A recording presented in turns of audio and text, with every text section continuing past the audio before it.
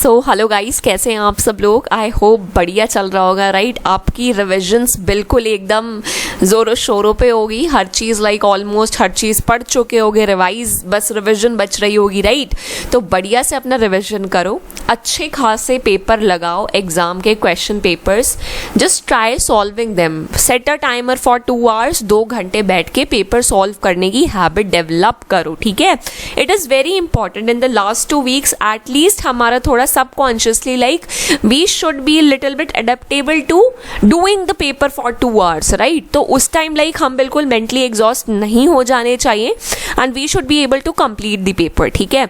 तो आज हम बात करते हैं अपने पॉलिटी के नेक्स्ट सेशन की, that is your fundamental duties. फटाफट रिवाइज करते हैं फंडामेंटल ड्यूटीज में क्या है गाइज। ये जो टॉपिक्स है ना, ये फ्री के मार्क्स, ठीक है। अगर इनसे क्वेश्चंस आ जाते हैं ना, इट्स लाइक लिटरली फ्री के मार्क्स, ज़्यादा दिमाग नहीं लगाना पड़ता, बिल्कुल एज इट इज क्वेश्चन आ जाते हैं, ठीक है। इस वीडियो का लिंक आपको, इसका पीडीएफ जो है that is you will get on the Telegram, ठीक है। आपको लिंक मिल जाएगा नीचे डिस्क्रिप्शन में। अब हम बात करते हैं इसके कुछ बस इंपॉर्टेंट फैक्ट्स ही हमें याद कर रखने हैं गाइस। फंडामेंटल ड्यूटीज, सी हमने पढ़ा था that we have some rights, ठीक है, some rights that we can exercise, okay. हमारे कुछ राइट्स हैं जो कॉन्स्टिट्यूशन ने हमें दिए, that these are your privileges, your rights, ठीक है। सो हमें राइट्स तो दे दिए, बट उन्होंने क्या किया, उन्होंने ये नहीं कहा कि हमें क्या करना है। After a certain period of time काफ़ी डिस्कशन होने लग गया इस बात पे कि fundamental citizens got fundamental rights, plus constitution ने डीपीएसपी बना दिया, directive principles of state policy, जो गवर्नमेंट को गाइड करेंगे कि लोगों की हित के लिए आप ऐसी ऐसी पॉलिसीज ला सकते हैं। But what about the duties, like citizens की भी तो कोई ड्यूटी होनी चाहिए, और are they just here to enjoy the fundamental rights? No. तो हमने क्या किया, हमने सोचा ओके सो सिटीजन्स की भी कुछ ड्यूटीज होनी चाहिए which they should render their services to, okay. अब हम बात करते हैं इनके बहुत इंपॉर्टेंट फैक्टर्स की। वहीं से आइडिया आया that we should add fundamental duties. Initially fundamental duties was not a part of our constitution, okay. तो हमने कहाँ से इसकी इंस्पिरेशन ली? यूएसएसआर से। जरा just tell me in the comment section what is the full form of USSR, okay.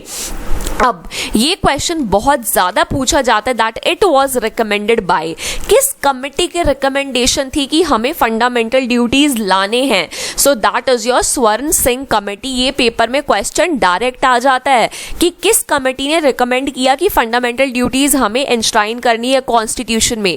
उसके बाद चलो किसने कहा, सबसे पहले इंस्पिरेशन किससे ली? यूएसएसआर से ली।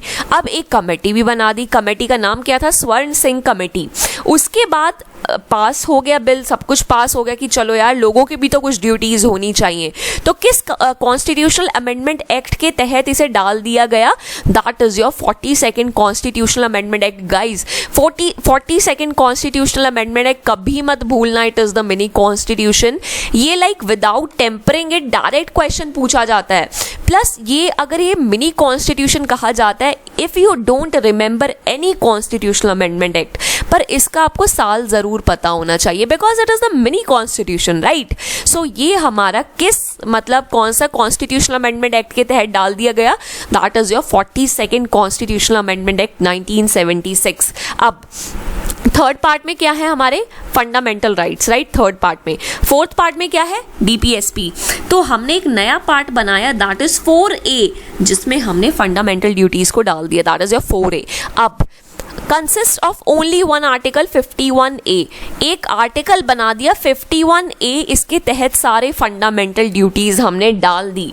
अब स्टार्टिंग में सिर्फ 10 fundamental duties we incorporated initially, ठीक है, in the constitution, but after that one amendment took place, 86th constitutional amendment act 2002 का, याद आ रहा है कुछ एजुकेशन से related something like that. 21A article fundamental right to education.